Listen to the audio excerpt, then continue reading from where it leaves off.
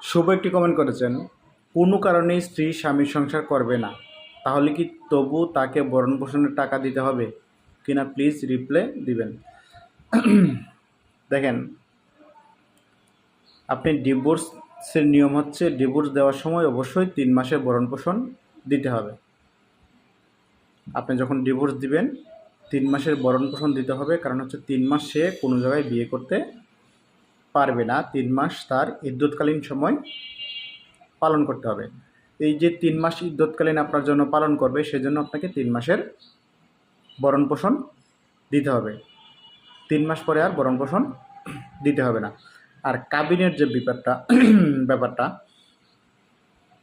কাবিনটা সাধারণত আপনি যখন বিয়ে করছেন সেদিনই পরিশোধ করা দরকার ছিল। আপনি পরিশোধ করেন নাই, আপনি বাকি রাখছেন। ডিভোর্সের পরে আপনার সাথে তার সম্পূর্ণ সম্পর্ক ছিন্ন হয়ে যাবে, তার সাথে আর দেখা হবে না, সাক্ষাৎ হবে না। সেই জন্য আপনি এই যে কাবিনের টাকাটা, বিয়ের কাবিনের টাকাটা, ডিভোর্সের কাবিনের টাকা না, কিন্তু বিয়ের কাবিনের টাকাটা আপনি তখন পরিশোধ করে দিবেন, যেহেতু আপনার তার যোগাযোগ হবে না। আশা করি উত্তরটা পেয়েছেন।